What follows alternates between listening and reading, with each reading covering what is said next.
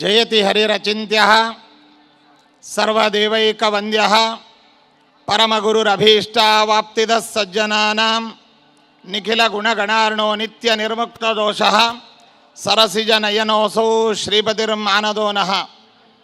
బుద్ధిర్బలం యశోధైర్యం నిర్భయత్వం అరోగత అజాడ్యం వాక్పటుత్వం చ హనుమత్స్మరణాత్ భవేత్. పూజ్యాయ రాఘవేంద్రాయ సత్యధర్మరతాయ చ భజతాం కల్పవృక్షాయ నమతాం కామధేనవే. సుషమీంద్ర కరాబ్జోత్థం రాఘవేంద్ర గురుప్రియం సుయతీంద్ర గురుం వందే మూలరామార్చనే రతం.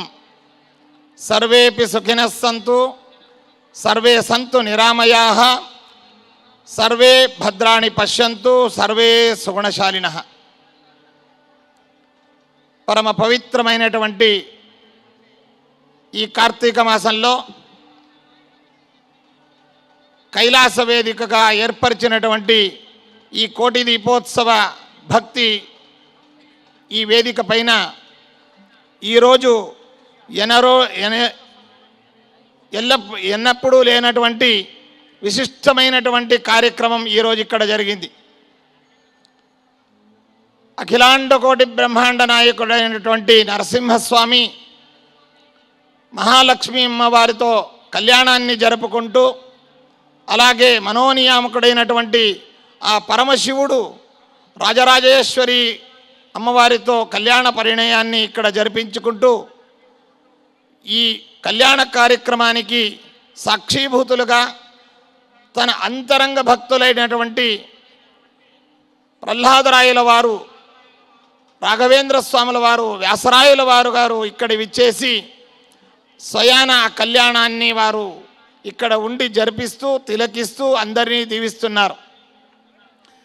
ఇలాంటి పరమ పవిత్రమైనటువంటి సన్నివేశం దాదాపుగా మనకు ఎక్కడ కూడా దొరకనటువంటి సన్నివేశం. 10 సంవత్సరాలుగా అనునిత్యం సనాతన హిందూ సంస్కృతిని చాటి చెప్పే విధంగా కోటి దీపోత్సవ కార్యక్రమాన్ని కార్తీక మాసంలో ఏర్పరిచి అత్యంత భక్తి ప్రధానమైనటువంటి ఉత్సవంగా దీన్ని జరుపుతూ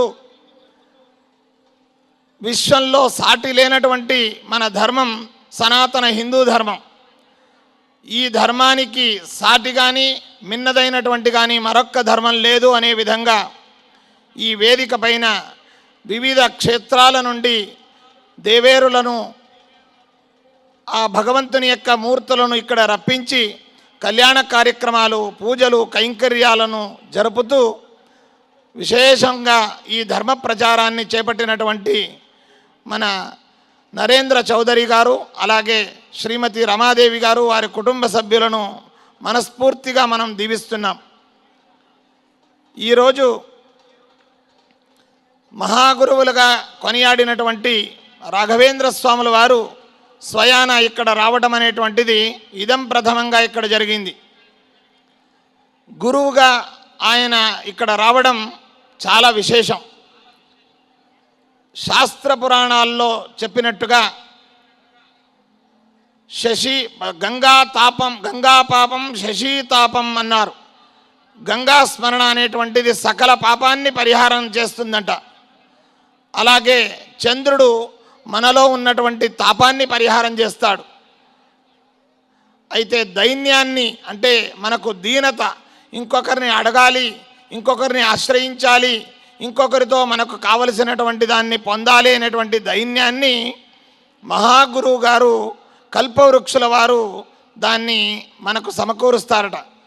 అయితే వీటిలో ఒక్కొక్కటి గంగామాతలో, చంద్రుని యందు, అలాగే కల్పవృక్షంలో ఈ గుణాలు ఉంటే వీటన్నిటినీ కలిపి మనకు పాప పరిహారం, అలాగే మా తాప పరిహారం, మాకు కావలసినటువంటి అభీష్టాన్ని సమకూర్చేటువంటి ఏకైక వ్యక్తి అంటే అది గురువులు.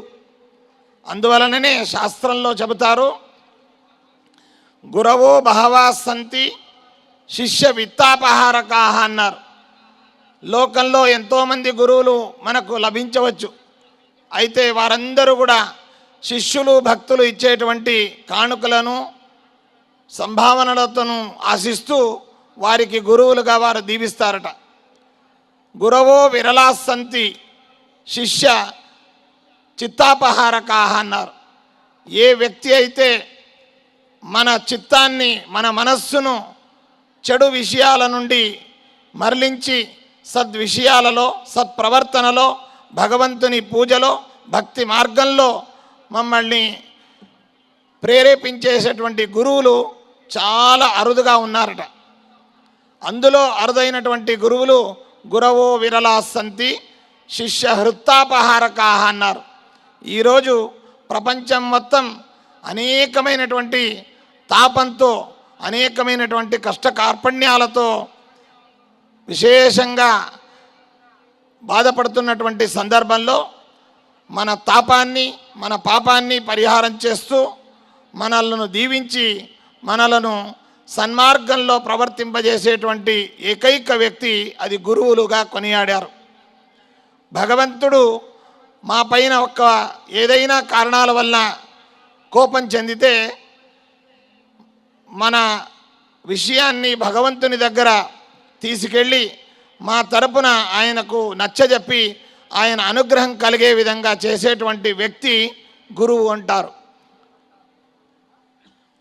ఈ సందర్భంలో భగవంతుడు మన పైన కుపితుడైతే మన తరపున వాదిస్తూ ఆయనను సమాధానం చేసి ఆయన యొక్క అనుగ్రహం, ఆశీస్సులను అందించేటువంటి మహాగురువుగా కీర్తించబడినటువంటి వారు కలియుగ కామధేను కల్పవృక్ష సదృశులుగా కొనియాడేటువంటి మనందరి ఆరాధ్య గురువులు మంత్రాలయ రాఘవేంద్ర స్వాముల వారు. జాతి మత భాష ప్రాంతాలకు అతీతంగా భక్తులు ఎక్కడైతే స్మరిస్తారో, ఆరాధిస్తారో, ఆయనను ఆహ్వానిస్తారో, ఆయనను నమ్ముతారో, ఆయన ప్రసాదాన్ని స్వీకరిస్తారో, ఆయన నామస్మరణ చేస్తారో అక్కడ స్వయాన రాఘవేంద్ర స్వాముల వారు వివిధ రూపాలతో అక్కడ కొలువుదీరి వారందరి కష్టాలను పరిహారం చేస్తూ ఇష్టాలను సమకూర్చేటువంటి మహాగురువు రాఘవేంద్ర స్వాముల వారు. అలాంటి రాఘవేంద్ర స్వాముల వారు ఈరోజు ఈ వేదికకు విచ్చేసి ఇక్కడ జరిగేటువంటి అన్ని విధాల పూజా కార్యక్రమాలను తిలకించి స్వయాన వారు పూజలను అందుకుని యావత్ మానవాళిని దీవించడానికి ఇక్కడ రావడం అనేటువంటిది చాలా విశేషమైనటువంటి ఒక సన్నివేశం. అందువలన మనం అందరం కూడా ఎన్నో రకాల బాధలతో, కష్టాలతో మనమందరం కూడా అత్యంత జర్జరితులయ్యాం. వీటన్నిటికీ పరిహారం అంటే భగవంతుని దయ అనేటువంటిది మనకు ముఖ్యం. ఆ భగవంతుని దయ అనేటువంటిది మనకు లభించాలి అంటే మహాగురువులను మనం ఆశ్రయించాలి, ఆ గురువులను మెప్పు పొందాలి. ఆ గురువుల ఆశీస్సులతో మన కష్టాలు తీరుతాయి, మన ఇష్టాలు సమకూరుస్తాయి. అంతేకాకుండా భగవంతుని యొక్క అనుగ్రహం, దీవెన అనేటువంటిది మాకు లభిస్తుంది.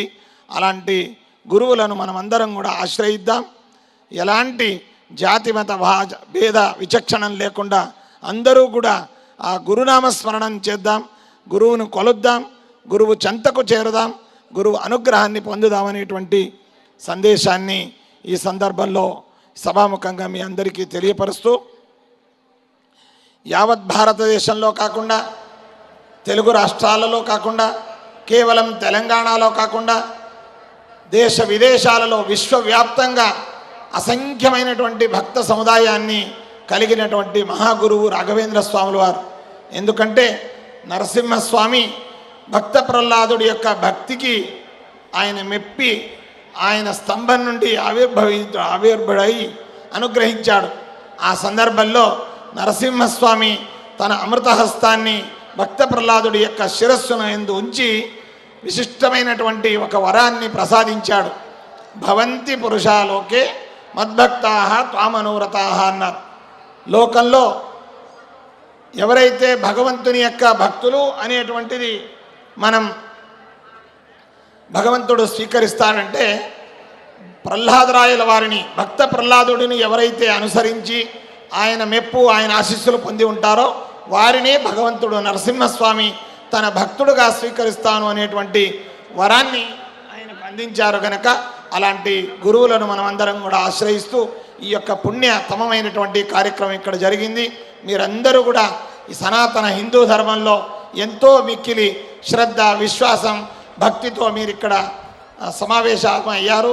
మీకు, మీ కుటుంబానికి, భక్తులకు అందరికీ కూడా అన్ని విధాల అభీష్టాలను సమకూర్చుగాకాను భగవంతుని మీ అందరి తరపున ప్రార్థిస్తూ మరొక్కసారి ఈ వేదికను కల్పించి విశిష్టమైనటువంటి కార్యక్రమాన్ని జరుపుతున్నటువంటి నరేంద్ర చౌదరి గారు మరియు వారి శ్రీమతి రమాదేవి గారిని తదితర అధికార అనధికారులందరినీ కూడా మనసారా పేరు పేరున అభినందిస్తూ అందరినీ ఆశీర్వదిస్తున్నాం. సర్వే జనాః సుఖినో భవంతు, సమస్త సన్మంగళాని భవంతు.